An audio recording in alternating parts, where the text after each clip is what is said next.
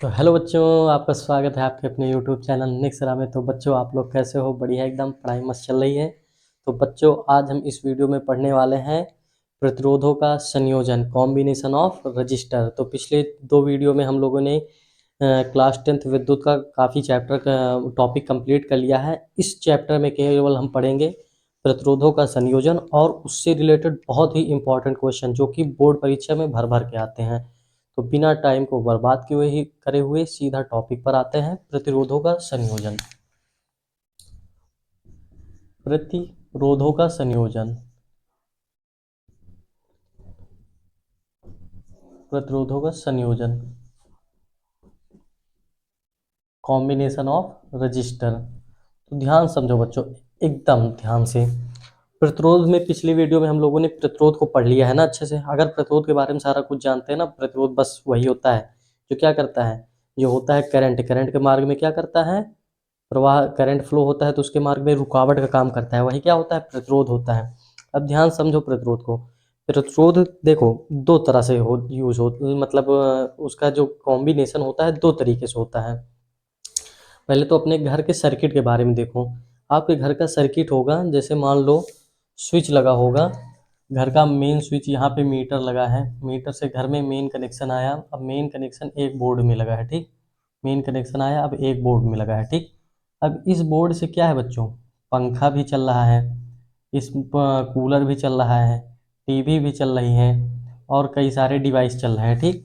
अब कई सारे डिवाइस चल रहे हैं, इसका अलग प्रतिरोध है, इसका अलग प्रतिरोध है, इसका अलग प्रतिरोध है, इसका अलग प्रतिरोध है, मतलब चारों जो डिवाइस चल रही हैं सबके अलग अलग प्रतिरोध हैं।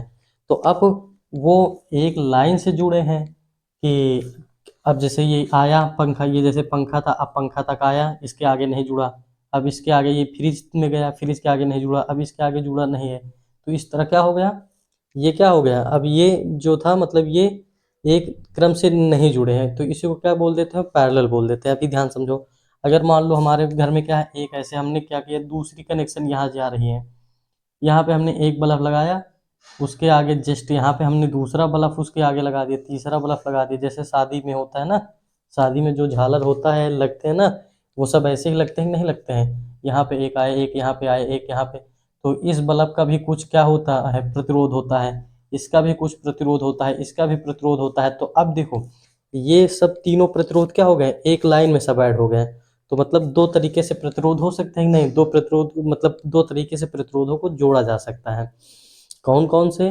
पहला है क्या कहते हैं, श्रेणी क्रम संयोजन, दूसरा है समांतर क्रम संयोजन। तो हेडिंग डाल लो बच्चों, सबसे पहले श्रेणी क्रम संयोजन। हेडिंग लगा लो, सबसे पहले श्रेणी क्रम संयोजन के बारे में पढ़ते हैं। श्रेणी क्रम होते तो दो टाइप के हैं। पहला कौन सा होता है? श्रेणी क्रम संयोजन, श्रेणी क्रम संयोजन,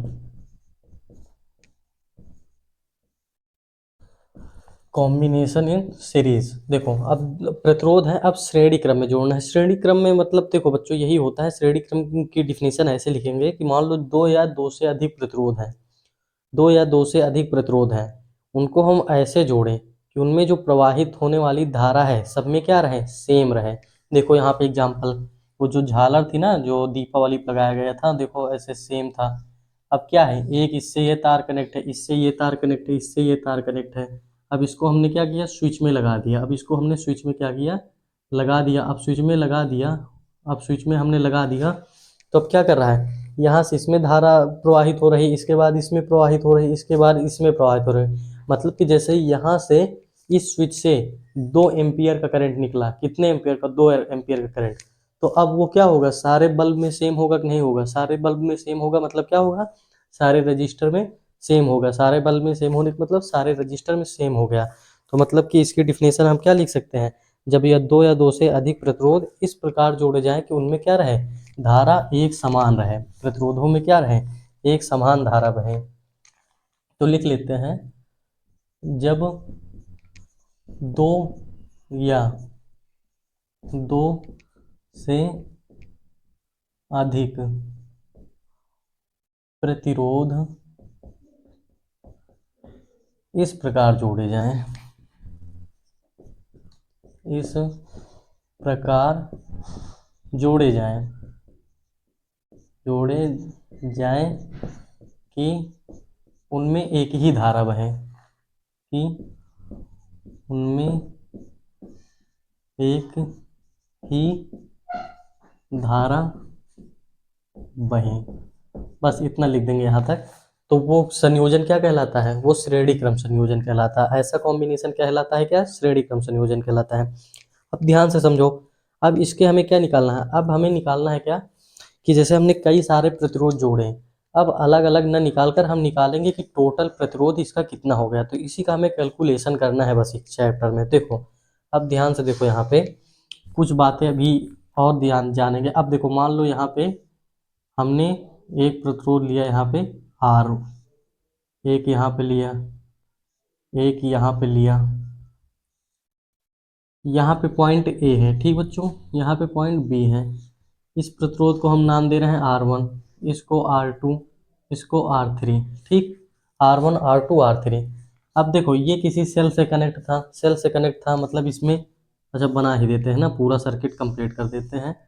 ये एक सेल से कनेक्ट है, सेल से कनेक्ट है। अब देखो, यहाँ पे सेल से कनेक्ट है। अब ये पॉजिटिव टर्मिनल है, ये क्या है?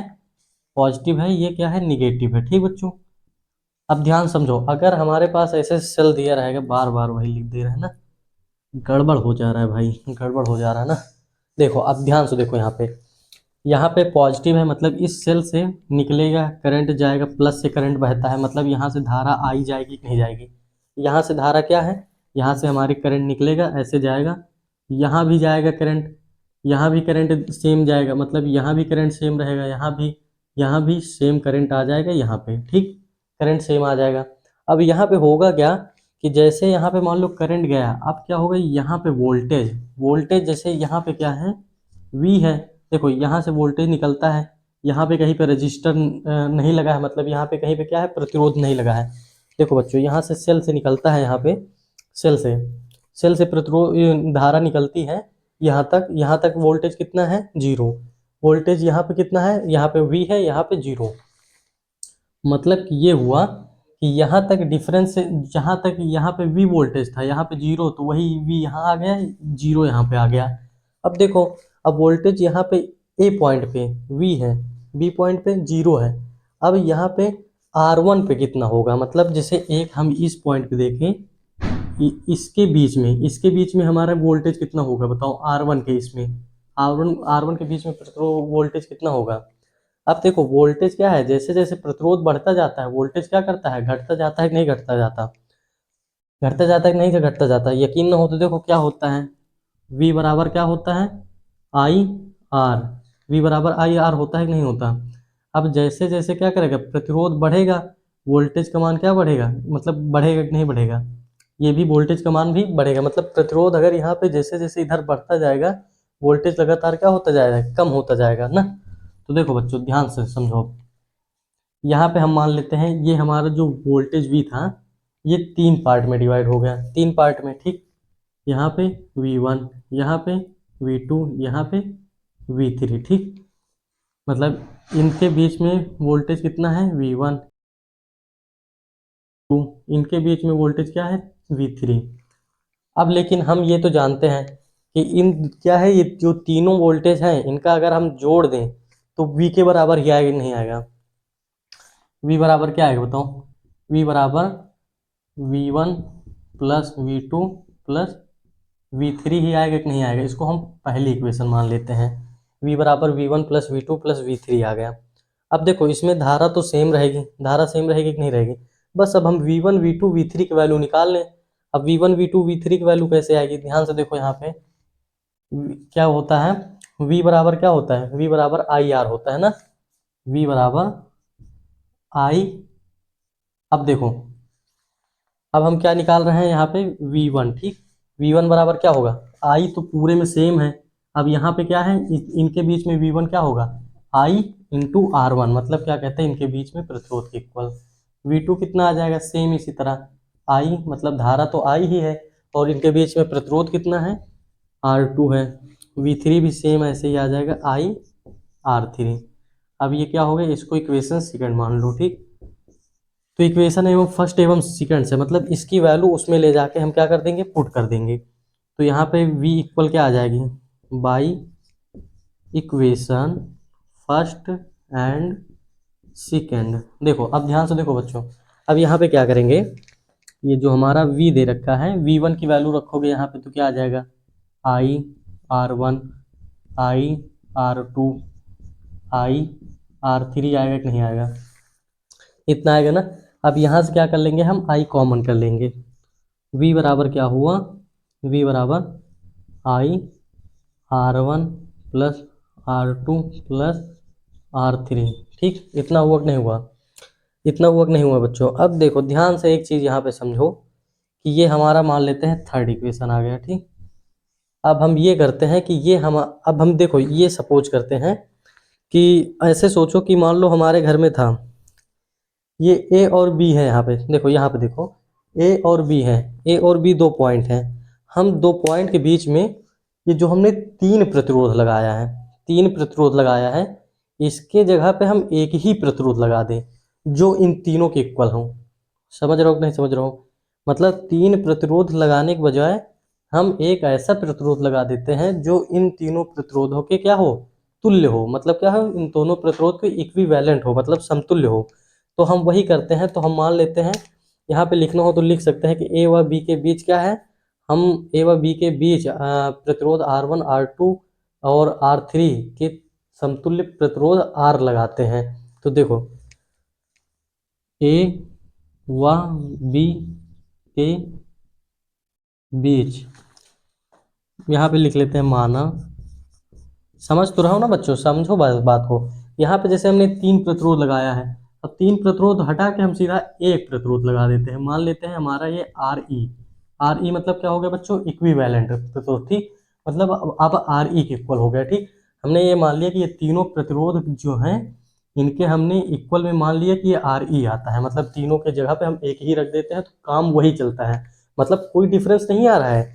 हम जो तीन प्रतिरोध लगाए हैं उसके जगह हम एक प्रतिरोध लग गया, जिसकी वजह से सेम उसी तरह हमें सारा कुछ, वोल्टेज भी उतना ही है, करंट भी उतना है, कुछ परिवर्तन नहीं हो रहा है। बस तीन प्रतिरोध की जगह पे हमने एक प्रतिरोध रख दिया, बस इतने परिवर्तन हो रहा है।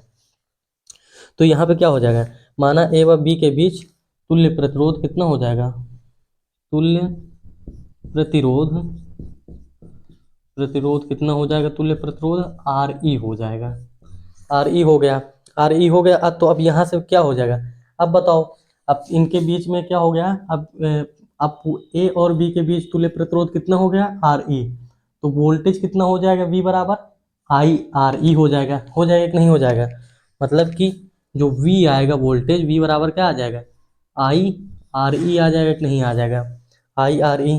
इसको इक्वेशन नंबर क्या मान लेते हैं, 4। तो अब देखो यहाँ इक्वेशन नंबर 3 एवं 4 से, ठीक, यहाँ पे देख लेते हैं इक्वेशन नंबर 3 एंड 4 से। अब इससे देखोगे तो यहाँ से हम क्या लिख सकते हैं, ये जो V था, यहाँ पे देखो 3 में था ये V की जगह पे हम IRE पुट कर सकते हैं, नहीं पुट कर सकते, V की जगह पे IRE पुट कर सकते हैं नहीं। तो यहाँ पे क्या आ जाएगा, IRE इक्वल में IR1 plus R2 plus R3। ठीक, I से I क्या हो गया बच्चों, कैंसिल, बचा क्या, RE इक्वल में R1 plus R2 plus R3। यहाँ से कुछ समझ में आया कि नहीं आया, कि अगर प्रतिरोध को, अगर हमारे प्रतिरोध को अगर श्रेणी क्रम में हम जोड़ेंगे, श्रेणी क्रम में, तो जो उनका तुल्य प्रतिरोध आएगा उन प्रतिरोधों के योग के क्या होगा, बराबर होगा। तो ये चीज़ एक लाइन लिखना हो तो लिख लेना कि अगर क्या कहते हैं, अगर क्या कहते हैं किसी, क्या कहते हैं किसी परिपथ का तुल्य प्रतिरोध उन प्रतिरोधों को क्या होगा, अगर श्रेणी क्रम में जुड़े हैं तो उन प्रतिरोधों के क्या होगा, योग के बराबर होगा। तो इतना इतना पॉइंट लिख सकते हैं नहीं बच्चों। तो यहाँ तक समझ में आया कि नहीं, कुछ किया नहीं गया है यहाँ पे, एकदम बहुत ईजी था। इतना याद रखो कि वोल्टेज क्या होता है, जैसे जैसे हर रजिस्टर पे क्या होता है, वोल्टेज चेंज हो जाता है। लेकिन अगर क्या है, सर्किट सेम है, मतलब यहाँ पे क्या है, सर्किट सेम है, यहाँ से करंट जा रहा है तो यहाँ आएगा, उसके जाने के रास्ता एक ही है, आने का रास्ता एक ही है, तो करंट में परिवर्तन नहीं होगा, करंट में परिवर्तन नहीं होगा। अगर मान लो यहाँ से दो रास्ते हो जाते तब तो चलो मान लेते हैं करंट में चेंजेस हो सकता है, लेकिन एक ही जाने का रास्ता है, एक ही आने का रास्ता है, तो करंट में परिवर्तन नहीं होगा। केवल परिवर्तन कहाँ पे होगा? विभवांतर में। यहाँ पे विभवांतर V1 है, यहाँ पे V2 है, यहाँ पे V3। लेकिन हम ये जानते हैं कि तीनों का सम क्या होगा? V बराबर V1 plus V2 plus V3। इन तीनों को जोड़ेंगे तो टोटल के बराबर हो जाए। टोटल कितना है? V है। और यहाँ से V1 बराबर क्या होता है? ये ओम्स लॉ में पढ़ा गया था ना, ओम्स लॉ के हिसाब से ये हो गया। दोनों का हम इक्विवेलेंट ले लेंगे तो ये हो जाएगा। तो इतना समझ गए कि नहीं? तो ये Re बराबर ये आ जाएगा। अगर हम श्रेणी क्रम में जोड़ेंगे तो जो हमारा तुल्य प्रतिरोध आ जाएगा, उन सभी प्रतिरोध क्या हो जाएगा? योग के बराबर हो जाएगा। तो एक लाइन इतना अपने आप से लिख लेना, ठीक बच्चों? यहाँ पे इतना लिख लेना। अब इसको मिटाते हैं, तो अब पढ़ते हैं दूसरा क्या? श्रेणी क्रम। क्या पढ़ते हैं? दूसरा श्रेणी क्रम। श्रेणी क्रम समांतर क्रम संयोजन। श्रेणी क्रम हो गया ना यहाँ तक। समांतर क्रम संयोजन पढ़ते हैं इसके आगे। इसके बाद करेंगे, इसके बाद क्वेश्चन कर लेंगे। कुछ क्वेश्चन बहुत इंपॉर्टेंट जो कि दिमाग हिलाने वाले क्वेश्चन है, उसमें देखेंगे कौन बच्चा कितने क्वेश्चन कर पाता है। काफ़ी अच्छे क्वेश्चन है। और बच्चों अगर मज़ा आ रहा है तो वीडियो को प्लीज़ से लाइक करें और चैनल को सब्सक्राइब जरूर करें बच्चों। देखो अभी यहाँ पे करेंगे कौन सा? दूसरा समांतर क्रम संयोजन। दूसरा हमारा क्या हो जाएगा? समांतर क्रम संयोजन।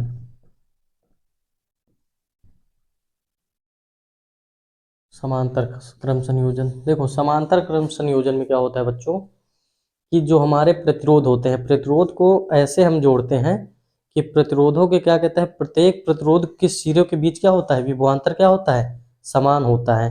तो ऐसे क्या कहते हैं? ऐसे जो मतलब क्रम होता है, मतलब संयोजन होता है, ऐसा संयोजन जिसमें प्रत्येक प्रतिरोधों के सिरों पर विभवांतर क्या होता है? समान होता है, उसे क्या कहते हैं?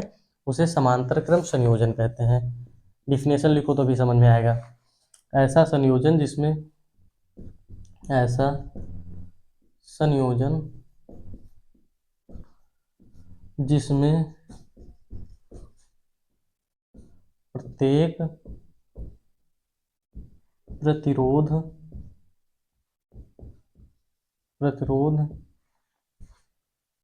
के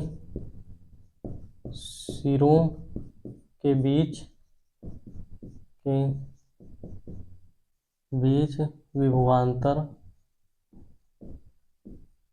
विभवांतर समान होता है। समान होता है।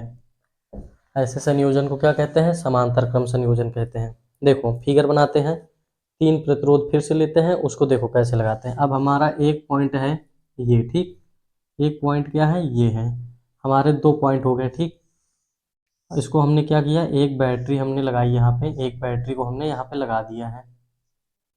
अब यहाँ से ये इसको हम कनेक्ट कर देते हैं। अब देखो यहाँ से हमारे 3 प्रतिरोध है, ठीक? अब देखो यहाँ ये पॉजिटिव टर्म है, ये टर्मिनल है, ये निगेटिव है।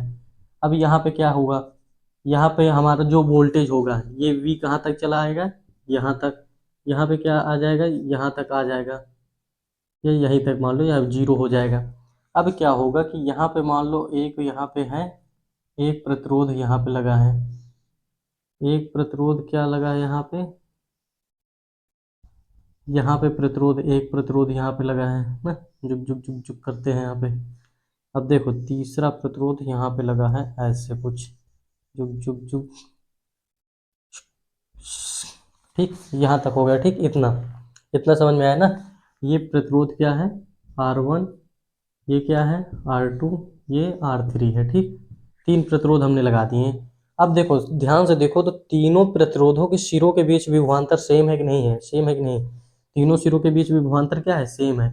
देखो R1 के बीच भी विभवांतर क्या है? यहाँ भी V है, ये 0 चलकर यहाँ पे आ जाएगा। इन दोनों के बीच विभवांतर क्या है? 0 और V है ना, मतलब V ही है। यहाँ भी जी V है, यहाँ भी V है, और यहाँ भी ये V आ जाएगा, यहाँ पे 0। मतलब तीनों सिरों के बीच विभवांतर क्या है? सेम है। क्या है? सेम है। मतलब यहाँ पे V क्या है? ओवरऑल सब में सेम है। इतना है। अब देखो अब हमारा जो ये यहाँ पे बैटरी है, बैटरी से क्या निकलेगा? करंट पास होगा। करंट मान लो यहाँ से I आया, ठीक? करंट कितना है बच्चों? I आया। अब आई के पास जाने के यहाँ तक आई आया, अब यहाँ से ए पॉइंट से यहाँ पे बी पॉइंट, अब ए पॉइंट से करंट को जाने के तीन रास्ते हैं, या तो ये ऐसे जा सकता है, या तो ऐसे जाएगा, या तो ऐसे जाएगा।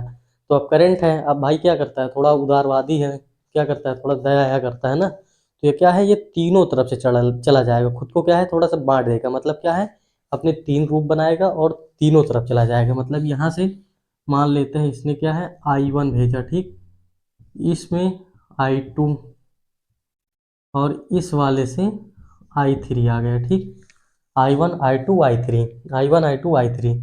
अब देखो एक चीज़ हम जानते हैं कि विभवांतर सेम है, करंट हमारा डिवाइड कर गया तीन में, I1 I2 I3, लेकिन जो हमारा नेट करंट होगा, नेट करंट किसके इक्वल होगा, I1 plus I2 plus I3।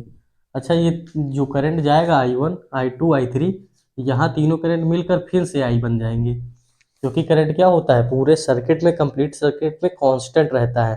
Constant का मतलब जहाँ यहाँ से आई निकला तो यहाँ से भी क्या आई इंटर करेगा, ठीक। तो यहाँ से क्या हो गया, I equal I1 plus I2 plus I3। अब देखो ये हो गया, अब यहाँ से एक ये देखो, अब I1 I2 I3, अब हम ये देखेंगे कि I1 कितनी होगी, देखो हमारा, अब हम ओम्स लॉ में पढ़े थे, क्या होता है V बराबर आई आर, ठीक। अब हमारा क्या है यहाँ पे V, V बराबर V, तो देखो सब में सेम है तो V ही रहेगा। अब R1 के देखो, R1 में कौन कितनी धारा जा रही है, R1 प्रतिरोध में कितनी धारा जा रही है, I1 जा रही है, और R प्रतिरोध कितना है R1, तो यहाँ से I1 की वैल्यू क्या आ जाएगी, V बाई R1 आ जाएगी कि नहीं आ जाएगी। तो यहाँ से देखो, ध्यान से देखो, तो यहाँ से I1 की वैल्यू अगर हम निकालें तो क्या आएगी, V बाई R1 आ जाएगी। इसी तरह सिमिलरली I2 की कितनी आ जाएगी, V बाई R2 आ जाएगी। R3 कितनी आ जाएगी बच्चों, V बाई R3 आ जाएगी। ये क्या है, ये मान लेते हैं ये हमारा सेकंड इक्वेशन है। फर्स्ट इक्वेशन सेकंड इक्वेशन, ठीक। अब देखो I1 I2 I3 तीनों वैल्यू मिल गई हमें। अब तीनों वैल्यू को उठा के हम पहली इक्वेशन में रख देते हैं, ठीक। इक्वेशन यहाँ पे फर्स्ट एंड सेकंड से तो रखोगे तो यहाँ पे I इक्वल क्या आ जाएगा, I इक्वल आ जाएगा V by R1 plus V by R2 plus V by R3, ठीक। इतना हुआ। अब देखो यहाँ से I इक्वल क्या आ जाएगा, V कॉमन कर लेंगे तो यहाँ पे क्या आ जाएगा, 1 by R1 plus 1 by R2 plus 1 by R3। इतना आएगा कि नहीं आएगा, इसको हम मान लेते हैं इक्वेशन नंबर थर्ड। ठीक बच्चों, यहाँ तक हुआ ना, कुछ किया नहीं गया है, सारी वैल्यू I1 I2 I3 की वैल्यू उठाकर बस हमने I1 I2 I3 की जगह पर रख दिया है और सॉल्व कर लिया, V कॉमन कर लिया तो हमें ये मिला। अब फिर से वही चीज़ सोचेंगे कि जैसे हमने यहाँ पे तीन प्रतिरोध लगाया है, अब तीन प्रतिरोध न लगाकर भैया हम एक ही प्रतिरोध लगा दें। एक ही प्रतिरोध का मतलब क्या हुआ, एक ही प्रतिरोध का मतलब ये हुआ कि ध्यान से देखो यहाँ पे, एक ही प्रतिरोध का मतलब ये हुआ कि हमारा सर्किट तो टोटल यही है। सर्किट क्या है, मतलब इसकी जगह पे हम एक प्रतिरोध यहाँ पे ऐसे लगाते हैं, एक प्रतिरोध यहाँ पे ऐसे लगाते हैं कि एक ऐसा हम सर्किट सोचते हैं जिसमें धारा क्या है, आई प्रवाहित हो रही है, और इनके बीच यहाँ पे क्या है, विभवांतर V है 0, मतलब सेम कंडीशन। लेकिन इसका जो प्रतिरोध है, ये प्रतिरोध क्या है, RE के इक्वल है, RE के इक्वल, मतलब एक ऐसा सर्किट जिसमें आई धारा प्रवाहित हो रही, विभवांतर कितना, इतना, और उसका प्रतिरोध फिर कितना होगा, इतना। तो अब यहाँ से V बराबर क्या आएगा, V बराबर IR आएगा, R इक्विवेलेंट, मतलब R तुल्य, इसको R को क्या बोलते हैं, R रिजल्टेंट बोल सकते हो, मतलब टोटल जितना आएगा। और यहाँ से क्या आ जाएगा, I की वैल्यू क्या आ जाएगी, V बाई RE आ जाएगा, V बाई RE आ जाएगा, ठीक। इतना आ जाएगा कि नहीं आ जाएगा, कैमरा में दिख रहा है कि नहीं दिख रहा है बच्चों, इतना नीचे, हाँ दिख रहा है ना। यहाँ पे I बराबर क्या आ जाएगा, V बाई RE आ जाएगा, क्या आ जाएगा, V बाई RE आ जाएगा। अब देखो I की जगह पे, देखो I की जगह पे हम ये वैल्यू लिख सकते हैं नहीं, इक्वेशन नंबर 3 में ये वैल्यू पुट कर सकते हैं कि नहीं पुट कर सकते। तो यहाँ पे रखोगे इक्वेशन नंबर 3 में by equation third, by equation third, by equation third. तीसरे इक्वेशन से देखो, तीसरे इक्वेशन से देखोगे तो क्या आएगा, अब यहाँ पे आई की वैल्यू हमने रख दिया V by R E, V by R A equal में क्या हो जाएगा, इक्वल में हो जाएगा वी ब्रैकेट में 1/r1 plus 1/r2 plus 1/r3। इतना हो जाएगा कि नहीं हो जाएगा बच्चों, इतना हुआ ना। अब यहाँ से v से v को हम क्या कर देंगे, कैंसिल कर देंगे, तो 1/re इक्वल में क्या आ जाएगा, 1/r1 plus 1/r2 plus 1/r3। यही हमारा क्या होगा, फाइनल आंसर। मतलब जो उनका इक्विवेलेंट आएगा, अगर हम समांतर क्रम में जोड़ेंगे प्रतिरोधों को, तो प्रतिरोधों को अगर समांतर क्रम में जोड़ते हैं तो जो आता है तुल्य प्रतिरोध का क्या होता है, व्युत्क्रमानुपाती। तुल्य प्रतिरोध का व्युत्क्रमानुपाती किसके इक्वल होता है, उन सभी प्रतिरोधों के, अलग अलग प्रतिरोधों के व्युत्क्रमानुपाती के क्या होता है, योग के बराबर होता है। तो इसको आप लोग लिखना चाहे तो लिख लेना कि क्या कहते हैं, अगर किसी क्या कहते हैं समांतर क्रम संयोजन में प्रत्येक प्रतिरोध का व्युत्क्रमानुपाती का योग उसके तुल्य प्रतिरोध के व्युत्क्रमानुपाती के बराबर होता है। तो लिखना चाहे तो लिख लेते हैं, इतना लिख लीजिएगा आप लोग। तो यहाँ तक इसका कॉम्बिनेशन का खत्म हुआ, मतलब ये हमने दोनों कॉम्बिनेशन को पढ़ लिया अच्छे से। अब हम इसके ऊपर कुछ मोस्ट इंपॉर्टेंट क्वेश्चन करते हैं, तो यहाँ तक नोट करिए। तो इसके ऊपर कुछ क्वेश्चन कराते हैं बच्चों, यहाँ तक नोट कर लीजिए आप लोग, नोट करिए यहाँ तक। देखो बच्चों ये वाला क्वेश्चन, ये क्वेश्चन है क्या दे रखा है, हमारे पास प्रतिरोध का श्रेणी क्रम में प्रतिरोध, 3 प्रतिरोध जुड़े हुए हैं, ठीक। पहला प्रतिरोध 10 ओम है, दूसरा 6 ओम, तीसरा क्या है 4 ओम है, और इनके सिरों के बीच विभवांतर कितना है, 10 वोल्ट है। विभवांतर कितना दे रखा है, 10 वोल्ट, मतलब यहाँ पे प्लस ये माइनस, मतलब इनके यहाँ पे ए और बी के बीच में विभवांतर कितना है, ए और बी के बीच में विभवांतर है 10 वोल्ट का। अब हमें क्या निकालना है, देखो निकालना क्या है, निकालना हमें ये है कि प्रत्येक देखो क्वेश्चन में क्या बोल रहा था, देख लेते हैं क्या निकालना है। क्या कहते हैं, प्रत्येक प्रतिरोध में धारा एवं विभवांतर ज्ञात कीजिए। प्रत्येक प्रतिरोध में धारा एवं विभवांतर ज्ञात करना है। प्रत्येक प्रतिरोध में धारा एवं विभवांतर ज्ञात करना है, विभवांतर ज्ञात करना है, ठीक। क्या निकालना है, प्रत्येक प्रतिरोध में धारा एवं विभवांतर निकालना है। तो देखो पहले तो हम धारा कैलकुलेट कर लेते हैं। धारा कैलकुलेट करने से पहले हम इसका देख लेते हैं कि तुल्य प्रतिरोध कितना आएगा। तो ए और बी के बीच में सॉल्व करते हैं इसको। ए बी के बीच तुल्य प्रतिरोध, ए बी के बीच तुल्य प्रतिरोध, तुल्य प्रतिरोध, तुल्य प्रतिरोध कितना आएगा बच्चों, ए और बी के बीच में तुल्य प्रतिरोध कितना आएगा। तो देखो तुल्य प्रतिरोध कितना आएगा, ये जो संयोजन है कैसा है, श्रेणी क्रम संयोजन है। तो श्रेणी क्रम संयोजन में आर इक्विवेलेंट किसके इक्वल आता है, R1 plus R2 plus R3 dot dot dot, जितने भी जुड़े हैं। तो यहाँ पे 3 जुड़े हैं तो हमने 3 तक कर दिया। तो आर इक्वल क्या है, मान लेते हैं R1 की वैल्यू क्या है 10, R2 की वैल्यू 6, R3 की वैल्यू 4 ओम। तो यहाँ पे हमारा आर इक्विवेलेंट कितना आ जाएगा, तुल्य प्रतिरोध कितना आ जाएगा, 20 ओम आ जाएगा कि नहीं आ जाएगा। तुल्य प्रतिरोध कितना आ गया, 20 ओम। अब इसमें हम ये लिखते हैं कि माना इसमें कितनी धारा प्रवाहित हो रही है, आई धारा प्रवाहित हो रही है। कितनी धारा प्रवाहित हो रही है, इसमें आई धारा प्रवाहित हो रही है।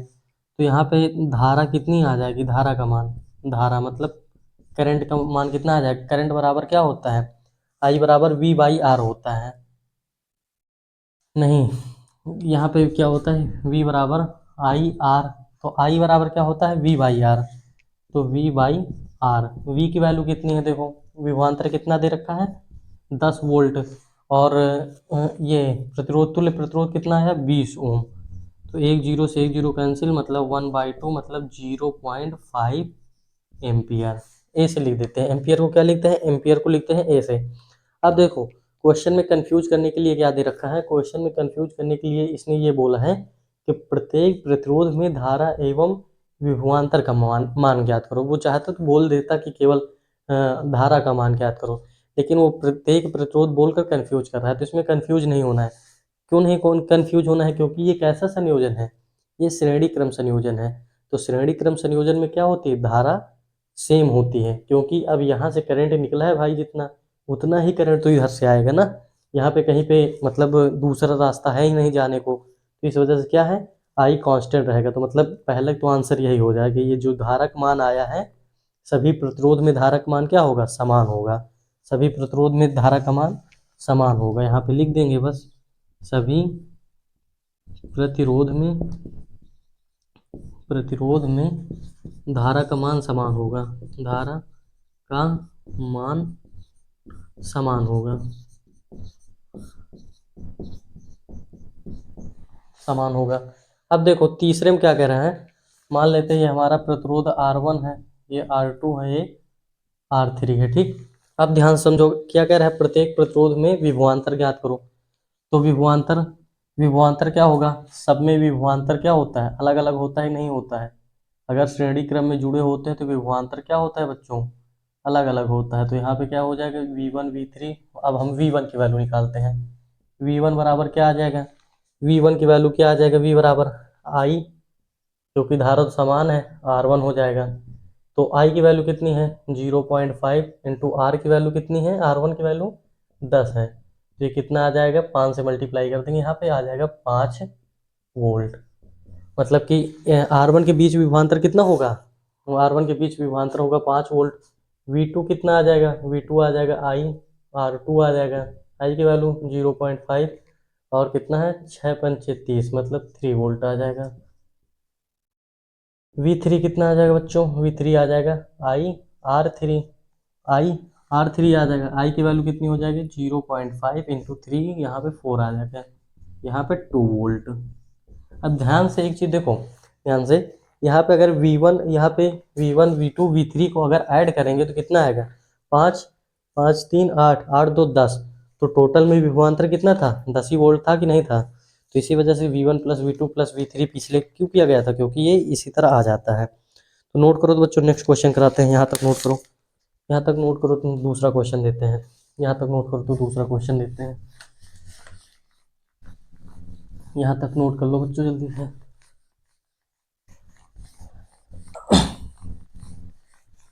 तुम्हारी तस्वीर के सहारे मौसम कहीं गुजारे, मौसमी ना समझो पर इश्क को हमारे। आ जाओ बच्चों, देखो क्वेश्चन पे, चेहरे के साथ जो तुम आता नहीं तुम। हाँ देखो क्वेश्चन नंबर दूसरा क्या दे रखा है कि ए और बी के बीच में यहाँ पे 3 रजिस्टर लगाने हमें।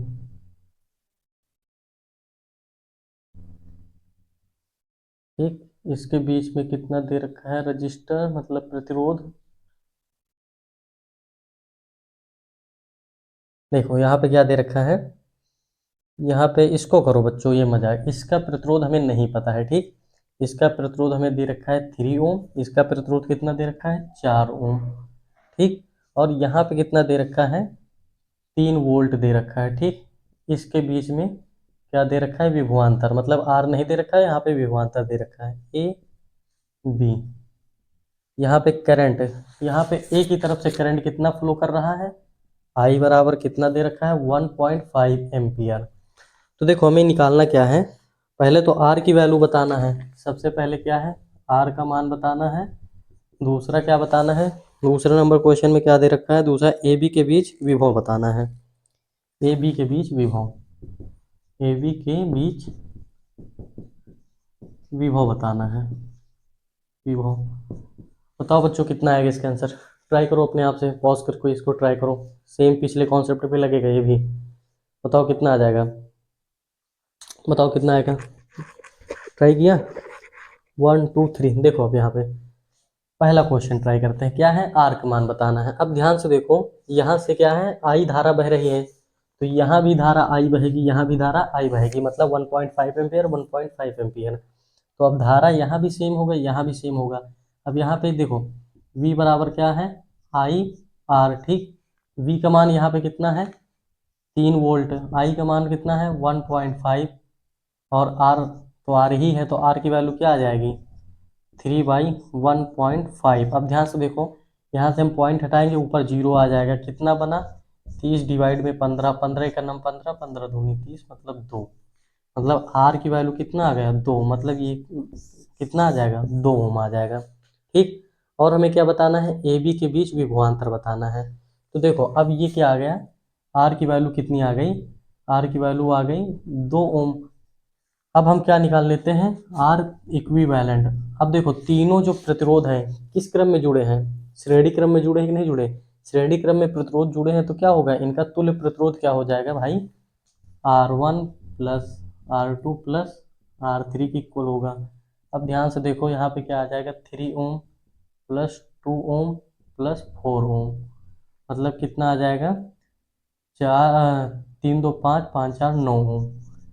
तो अब देखो टोटल आर इक्विवेलेंट कितना आ गया 9 ओम। तो अब विभवांतर क्या आ जाएगा ए बी के बीच विभवांतर भी बराबर क्या आ जाएगा आई आर इक्विवेलेंट। तो आर की वैल्यू क्या दे रखा है 1.5 एम्पियर इंटू 9, तो कितना आ जाएगा 5 5 9 45, 4 कैरी हुआ, 5 9 1 9 9 4 13, तो 13.5 वोल्ट आ जाएगा, इतने वोल्ट आ जाएगा। तो इतना विभवांतर होगा इन दोनों के सिरों के बीच में। तो इतना नोट करो बच्चों यहाँ तक।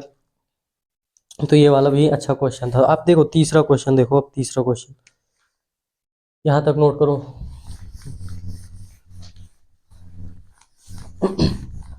यहाँ तक नोट हो गया ना बच्चों। देखो तीसरा क्वेश्चन और मस्त है, इसमें दे रखा है समांतर क्रम और क्या कहते हैं श्रेणी क्रम दोनों का मिक्सचर दे रखा है। ठीक, यहाँ पे क्या हो जाएगा क्वेश्चन नंबर 3 में क्या दे रखा है, ये हमारे पास दे रखा है यहाँ पे एक सेल दे रखा है बैटरी, मतलब ये यहाँ पे आ रहा है, यहाँ पे क्या दे रखा है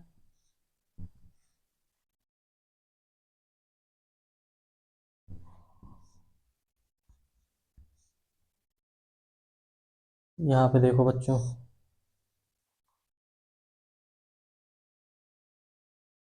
यहाँ भी एक प्रतिरोध ऊपर भी लगा है, प्रतिरोध एक ऊपर भी लगा देना है, यहाँ पे आ जाएगा ये ऐसे बना देंगे। देखो ये कितना है 1 ओम, ये कितना है 2 ओम, ये कितना है 2 ओम। ठीक, और ये भी कितना है 1 ओम। तो हमें आर इक्विवेलेंट बताना है, मतलब कि आर इक्विवेलेंट तुल्य प्रतिरोध कितना होगा, और दूसरा क्या बताना है धारा का मान आई कितना होगा। और यहाँ पे विभवांतर कितना दे रखा है 3 वोल्ट, मतलब कि 3 वोल्ट। वी की वैल्यू क्या दे रखी है 3 वोल्ट, वी बराबर क्या दे रखा है 3 वोल्ट दे रखा है। तो हमें क्या बताना है आर इक्विवेलेंट। तो आर इक्विवेलेंट कितना आएगा पूरे सर्किट का, पूरे परिपथ का कितना आएगा, तुल्य प्रतिरोध कितना आएगा। तो देखो इसको सबसे पहले क्या करते हैं, पहले इसको सॉल्व कर लेते हैं। ये जो देखो ये प्रतिरोध किसमें है श्रेणी क्रम में, वो समांतर क्रम में है कि नहीं, ये दोनों समांतर क्रम में है। तो सबसे पहले इनको सॉल्व करो, तो इनको सॉल्व करोगे तो इन दोनों का प्रतिरोध कितना आ जाएगा, मान लेते हैं क्या है आर आता है आर। ठीक, ये क्या आ जाएगा 1/2 प्लस 1/2 के इक्वल आएगा, तो ये 2/2 हो जाएगा, 2/2 का मतलब 1, मतलब ये पूरे परिपथ के जगह पे मतलब इनका इक्विवेलेंट क्या हो गया, इनकी इक्विवेलेंट हो गया, मतलब कि ये जो इतने लगे हैं 2 2 ओम का, इसका टोटल मतलब कितना हुआ कि ये 1 के ही इक्वल है। अब देखो 1 के इक्वल हुआ, अब यहाँ से कोई करंट जा रहा है, अब ये यहाँ से देखो सीरीज में है, क्योंकि यहाँ से आएगा, ये इन दोनों का मतलब क्या हुआ केवल 1 ओम है, क्योंकि यहाँ से हमने देखा समांतर क्रम में थे तो दोनों प्रतिरोध का तुल्य प्रतिरोध क्या आ जाएगा 1 ओम आ जाएगा, तो 1 ओम आया। तो अब ये जितना पूरा सेटअप है किसमें है सीरीज में है, मतलब सीरीज मतलब श्रेणी क्रम में है। तो अब तुल्य प्रतिरोध कितना आ जाएगा आर ई, एक 1 ये हो जाएगा, एक 1 ये हो जाएगा, एक 1 वो हो जाएगा। तो यहाँ पे कितना आ जाएगा, यहाँ पे आ जाएगा 3 ओम, मतलब तुल्य प्रतिरोध कितना आ गया 3 ओम। अब हम क्या निकालना है, हमें धारा का मान निकालना है। आई बराबर क्या होता है V/R होता है, V की वैल्यू कितना दे रखा है 3 वोल्ट, आर इक्विवेलेंट कितना आया है, आर इक्विवेलेंट भी आया है 3, तो यहाँ पे कितना आ जाएगा 1 एम्पियर, 1 एम्पियर की धारा प्रवाहित हो रही है। समझ में आएगी नहीं बच्चों, समझ में आएगी नहीं, बताओ बच्चों, अगर समझ में आया ताली बजाओ बच्चों, समझ में आया मज़ा आया कि नहीं आया बच्चों, ताली बजाओ अगर मज़ा आया तो। अब देखो एक क्वेश्चन और देखते हैं, एक क्वेश्चन इजी करते हैं, लास्ट क्वेश्चन है, लास्ट क्वेश्चन देख लेते हैं एक क्वेश्चन और। यहाँ पे इसको हटाओ जब तक। लास्ट क्वेश्चन देखो बच्चों, मजे ना आए बच्चों, पैसा वापस है एकदम। देखो यहाँ से लास्ट क्वेश्चन दे रखा है हमारे पास, यहाँ पे एक दे रखा है सर्किट हमारे पास, यहाँ पे देखो